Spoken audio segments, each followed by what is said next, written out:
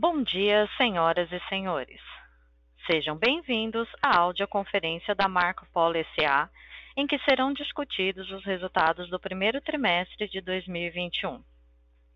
Esta audioconferência também está sendo transmitida pelo website de RI da Marco Polo, ri.marcopolo.com.br, simultaneamente em português e inglês, onde está disponível a apresentação.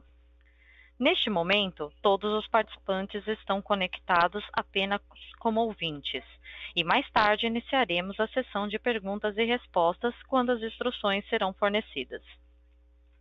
Caso necessitem de alguma assistência durante a audioconferência, queiram, por favor, solicitar a ajuda de um operador digitando *0.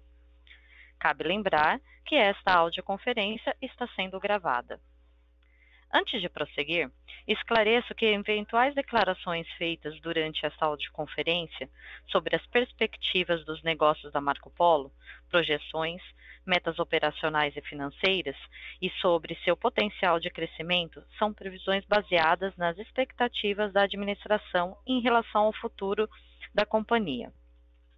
Essas expectativas são altamente dependentes das condições do mercado interno, do desempenho econômico geral do país e dos mercados internacionais, e, portanto, estão sujeitas a mudanças. Conosco hoje, em Caxias do Sul, estão os senhores James Bellini, CEO, José Antônio Valiati, CFO e diretor de Relações com Investidores, e Eduardo Wilcher, gerente de Planejamento e Relações com Investidores. Inicialmente, o Sr. Valiati comentará sobre os resultados da Marco Polo no primeiro trimestre de 2020. Na sequência, o Sr. James falará as expectativas para o restante do ano. Gostaria agora de passar a palavra ao Sr. Valiati. Pode prosseguir, Sr. Valiati. Bom dia. Gostaríamos de agradecer a todos pela participação na teleconferência de resultados do primeiro trimestre de 2021 da Marco Polo S.A. Podemos avançar para o slide 4, onde iniciaremos com um breve perfil da companhia. A Marco Polo é uma das maiores encarroçadoras de ônibus do mundo, líder no Brasil em todos os segmentos de mercado. Nossos produtos são referência em qualidade e estamos focados ao máximo em obter o menor TCO aos nossos clientes. Estamos listados desde 1978 e em agosto de 2021 completaremos 72 anos. Estamos presentes em 9 países e temos hoje aproximadamente 10 mil colaboradores espalhados em 11 plantas industriais. Podemos passar para o slide seguinte. No primeiro trimestre de 2021, a produção brasileira de carrocerias foi de 3.065 unidades, 32,6% inferior ao mesmo período do ano anterior. Após um ano, desde o primeiro impacto substancial da Covid no Brasil, o primeiro trimestre fecha o ciclo de comparações entre trimestres com e sem pandemia.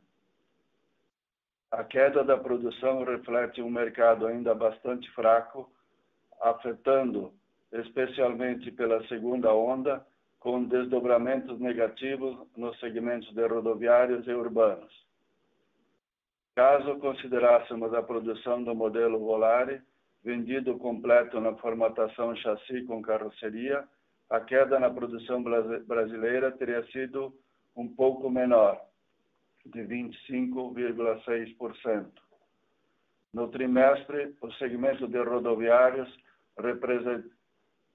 respondeu por queda de 13,3%, o segmento de urbanos apresentou queda de 63% e os micros mostraram aumento de 58%. Podemos passar para o próximo slide. No trimestre, a produção da Marco Polo direcionada ao mercado brasileiro caiu 11,4%, enquanto a produção para exportação apresentou queda de 16%. No agregado, a produção da Marco Polo no Brasil recuou 12%. No mercado interno, a produção foi sustentada pelo setor de fretamento, beneficiado pela utilização de mais veículos para a manutenção do distanciamento social no transporte de empregados às empresas, bem como pelos volumes direcionados ao Programa Federal Caminho da Escola em micros e volares. As exportações, houve queda na produção de urbanos, que havia sido favorecido no ano passado por pacotes direcionados ao continente africano. Parte dos volumes que seriam produzidos para exportação no primeiro trimestre foram transferidos para o segundo e terceiro trimestres. Nas unidades externas, a queda foi de 14,2%. O aumento da produção de urbanos na Argentina não foi suficiente para equilibrar as perdas de volume nos demais países. A sazonalidade observada com regularidade no primeiro trimestre de cada ano tomou-se a novos fechamentos de cidades, restrições de locomoções e aumento dos casos de doenças, afetando a comparação com o primeiro trimestre de 2020. Podemos seguir para o próximo slide. A receita líquida consolidada alcançou 834 milhões no primeiro trimestre de 2021, sendo 448 milhões, ou 54% do total, provenientes do mercado interno e 385 milhões, representando os demais 46% do mercado externo. A queda de receita nas exportações foi de 26,7%, com um impacto maior da segunda onda, refletindo nesses mercados. Volumes maiores no segmento de micros e volares ajudaram a sustentar a receita no mercado interno, enquanto o bom desempenho da Austrália, em conjunto com a desvalorização do real, levaram a um quase equilíbrio na receita das operações internacionais. Podemos seguir para o próximo slide. Na distribuição da receita, o segmento de urbanos foi o de maior representatividade, respondendo por 34,5% da receita da companhia, seguido de perto pelo negócio Volare, com 30,2%. Na sequência, temos o segmento de rodoviários, com quase 20% da receita, seguida pela receita do micro, com 7,3%. Lembramos que a receita do Volare engloba o ônibus completo, com a venda da carroceria e chassi como produto único. O bom momento do Volare coincide com as vendas direcionadas ao programa Caminho da Escola. Somadas às vendas para o varejo de fretamento e exportações de micros nos países da América do Sul, o segmento é destaque do trimestre. Esclarecemos que a venda de Volare tem um efeito diluidor na margem, considerando que a margem do produto completo é estruturalmente inferior à margem do produto carroceria considerada individualmente, ou seja, sem chassi. Podemos passar ao próximo slide. No trimestre, o lucro bruto da companhia foi de 100,5 milhões de reais, com margem bruta de 12%. A margem bruta foi afetada por ajustes no quadro de pessoal, pela queda nas exportações a partir do Brasil e pelo mix mais leve de produtos, especialmente no segmento de rodoviários, com vendas concentradas no segmento de fretamento. O EBITDA foi de 23,5 milhões. O EBITDA foi afetado negativamente por menores volumes e receitas, pelos ajustes no quadro de pessoal, pelo menor representatividade das exportações na distribuição da receita, pelo mix mais leve voltado a ônibus de menor valor agregado, pelo impacto das provisões trabalhistas e pela menor contribuição da equivalência patrimonial na comparação trimestral. O prejuízo líquido consolidado do primeiro trimestre foi de 14,7 milhões, resultado dos mesmos efeitos refletidos no EBITDA acima o anterior mencionado. Passo agora a palavra ao James, que falará sobre o desempenho e as perspectivas para os próximos meses. Bom dia a todos. Começamos falando sobre o desempenho e perspectivas para o mercado interno. A companhia reforça a visão de que um crescimento mais consistente em volume de rodoviários no mercado interno deverá se iniciar a partir do segundo semestre. A demanda deverá ser fomentada pela volta dos passageiros às linhas regulares e, mais adiante, ao turismo regional. Consciente de que os efeitos da pandemia deverão perdurar por mais tempo, a Marco Polo vem se fortalecendo no subsegmento de fretamento, adequando seus produtos e ganhando competitividade em ônibus de menor valor agregado. Para o mercado de urbanos, a retomada deverá ser mais lenta, considerando que diversas cidades mantêm rodando frota superior à demanda, penalizando dessa maneira o operador das linhas, sem a adequada compensação financeira. O segmento também sofre de forma mais profunda com o aumento de custos, tendo dificuldade de promover os repasses necessários às tarifas ou obtenção do equilíbrio econômico-financeiro via subsídios. O segmento de micros e volares apresenta contínuo avanço, com crescimento de volumes no fretamento. As vendas ao poder público também permanecem aquecidas, incluindo o programa federal do Caminho da Escola. No primeiro trimestre de 2021, a companhia entregou 761 unidades para o programa, sendo desses 397 micros, 40 urbanos e 354 modelos volares. As entregas deverão continuar no segundo trimestre, alcançando volume próximo ao total ganho pela Marco Polo em 2019 de 4.800 unidades. A companhia aguarda a publicação de novo edital para a licitação do Caminho da Escola 2021-22 a qualquer momento. A Marco Polo manteve a liderança do mercado brasileiro de carrocerias para ônibus com uma participação de 51,6% no primeiro trimestre de 2021. Se somarmos a produção dos volares, a nossa participação de mercado sobe para 64%.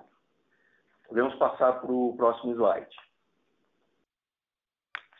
Bem, as operações internacionais seguem pressionadas pela pandemia, a exemplo do mercado brasileiro, e dependendo da vacinação seguida da reabertura definitiva de cidades e fronteiras para uma recuperação mais consistente dos volumes também nos mercados externos. As exportações foram bastante afetadas pela segunda onda, com queda das vendas e paralisação parcial de negócios em andamento. O câmbio vem ajudando, porém o mercado se tornou mais cauteloso à medida que espera o fim da pandemia. Por exemplo, apesar de avançar rapidamente no Chile, a vacinação não foi suficiente para suprimir o aumento de casos da doença naquele país, afetando dessa forma, de uma forma negativa, uma recuperação mais consistente no primeiro semestre. A companhia negocia novos pacotes para o continente africano, com entregas previstas para o segundo e terceiro trimestre. As operações controladas continuaram com seus desempenhos individuais afetados pelas condições dos mercados locais. Os principais destaques positivos seguem com a Marco Polo Argentina, com o contínuo crescimento da produção de urbanos, lembrando que essa fábrica se dedicava somente a rodoviários até o primeiro semestre de 2020. E Marco Polo Austrália, que, apesar da queda de volumes, conseguiu sustentar resultados positivos a partir de iniciativas voltadas à redução de custos. Nas coligadas, a Superpolo deverá continuar reportando boa rentabilidade, com a mesma queda de volumes, mesmo com a queda de volumes representada pelo fim das entregas direcionadas para a renovação da frota de Bogotá. Perspectivas são positivas, também para a New Flyer, que trouxe resultados positivos para a Marco Polo depois de 3 trimestres de prejuízos. Seguimos para o próximo slide. No primeiro trimestre, a companhia manteve estratégia de redução de custos, adaptando-se a um cenário de volumes menores a partir dos reflexos da segunda onda no Brasil e também em seus mercados externos. Tais ajustes levam à penalização do curto prazo, incluindo despesas com demissões e provisões trabalhistas. Porém, semeiam estruturas mais leves, competitivas e sustentáveis para o futuro próximo. Os custos extraordinários representaram 8,9 milhões. Novos ajustes serão necessários também no segundo trimestre e já estão em curso. A otimização de despesas deve trazer economia de aproximadamente 60 milhões por ano.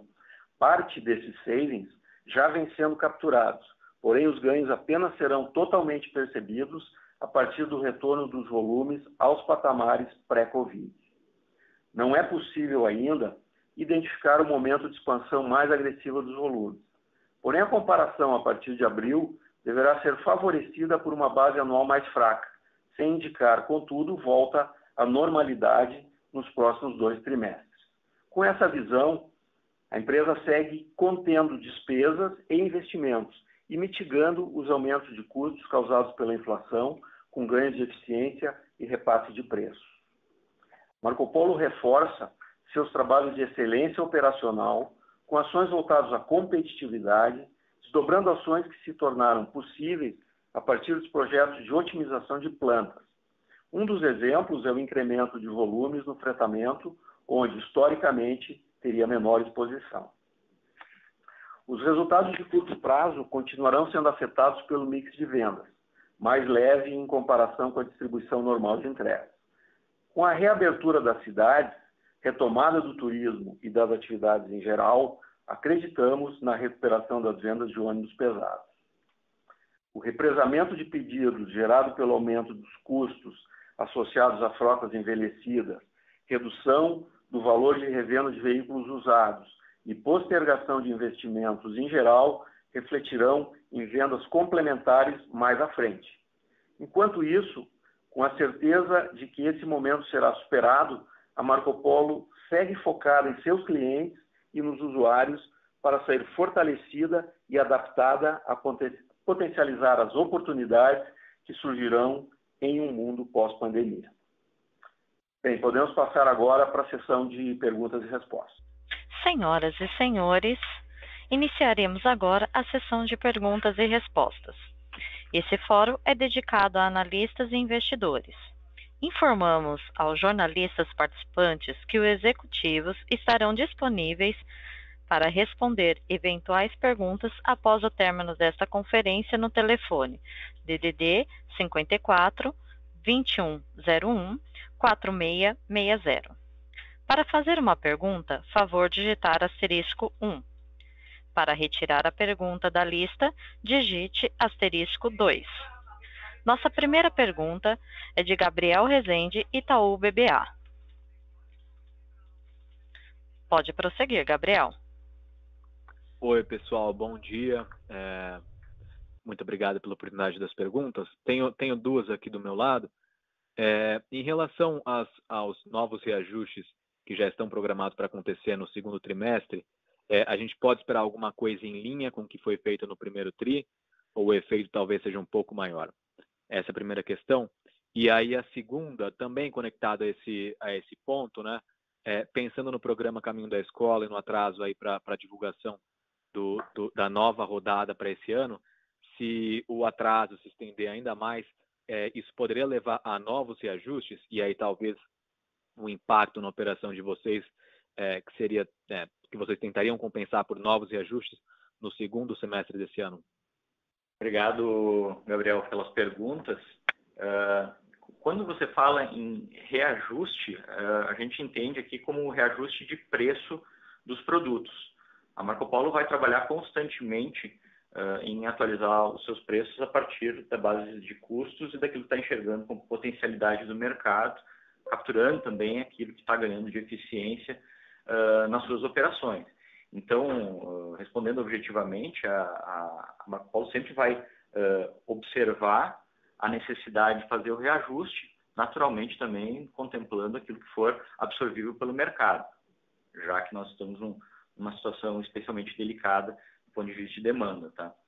Então, tanto a primeira quanto a segunda pergunta, na ponta de custos, passa por isso, tá? Em relação a caminho da escola, especificamente, um eventual atraso do programa, ele leva no momento que vai ser feita a licitação, a se colocar o patamar de preço num patamar diferente. Então, e aí depende da licitação, é um processo aberto, cada uma das montadoras que participar do processo vai precificar, vai colocar o seu preço de acordo.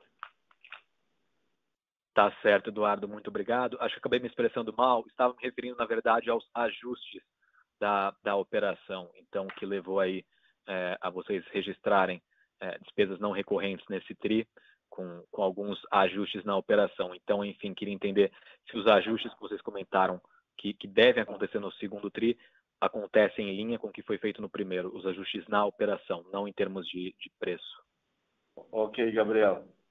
Estou tentando responder essa parte aí, nessa ótica.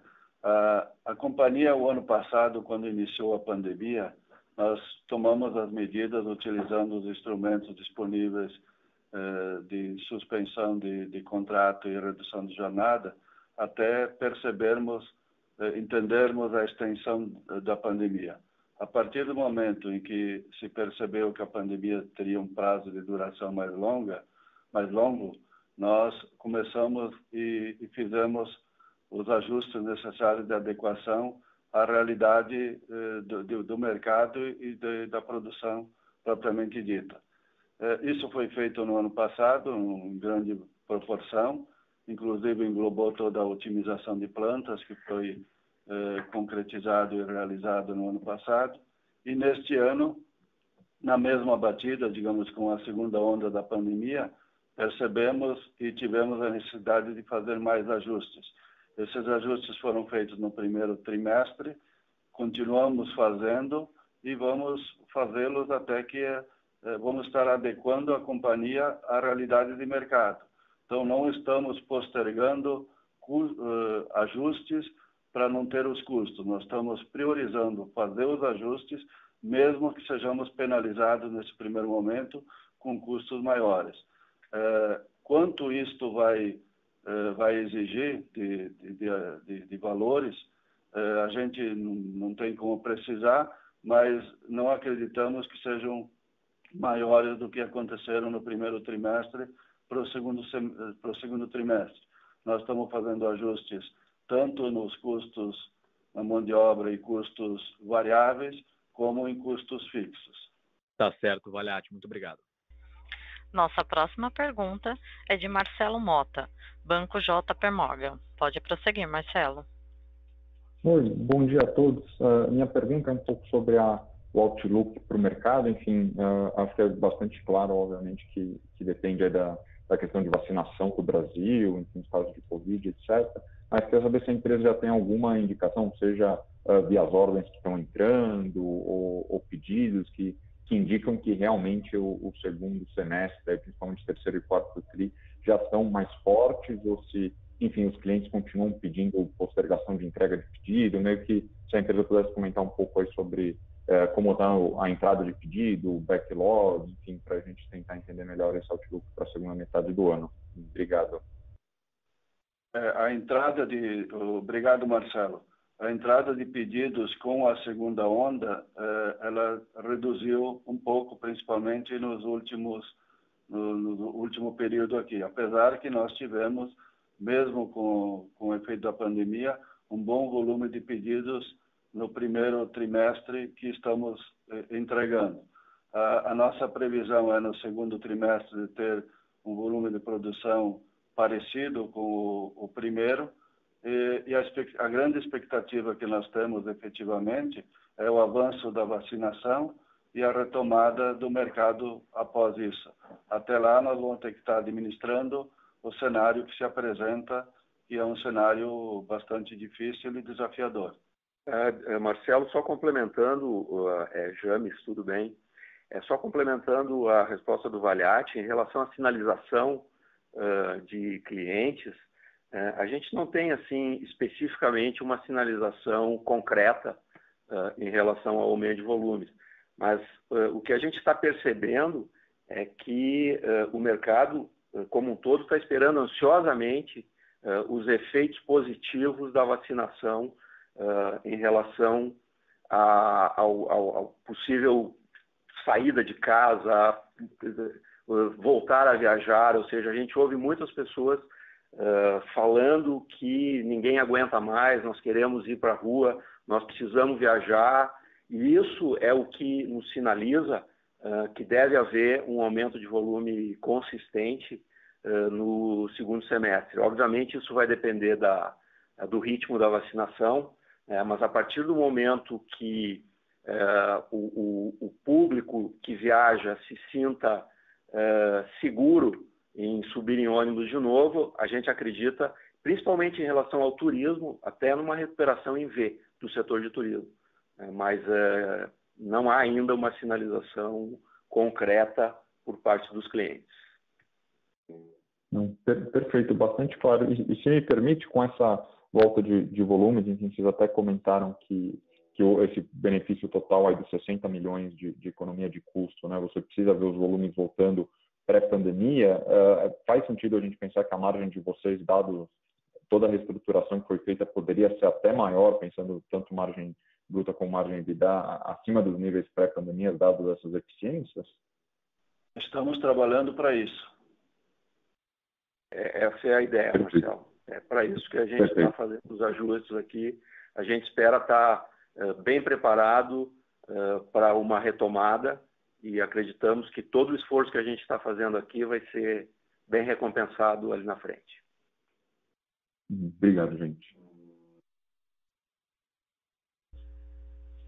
Nossa próxima pergunta é de Vitor Mizusaki, Bradesco BBI. Pode prosseguir, Vitor. Oi, bom dia. Eu tenho duas perguntas. A primeira é relacionada um pouco à questão de custo de matéria-prima, né? Quando a gente olha na explicativa, a abertura e calcula a matéria-prima como percentual da receita líquida, a gente vê um aumento importante, né? Como uma pressão de custo.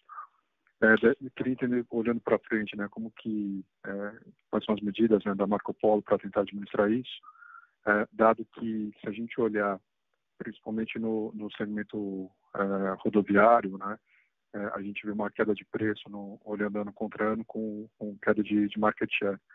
Então, se vocês puderem comentar um pouco sobre esses dois pontos, né, e se de repente essa queda de preço, além do efeito mix, como vocês mencionaram, se é um problema também de competição.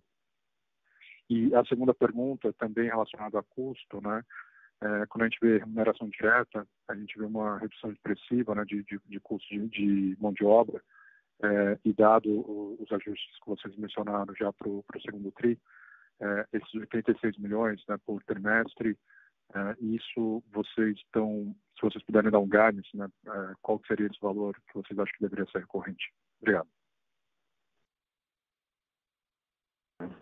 Obrigado, Vitor. Em relação à primeira pergunta sobre o aumento de matérias-primas e de insumos, a Marco Polo, não diferentemente da maioria das indústrias, está sofrendo estes efeitos dos aumentos dos seus materiais.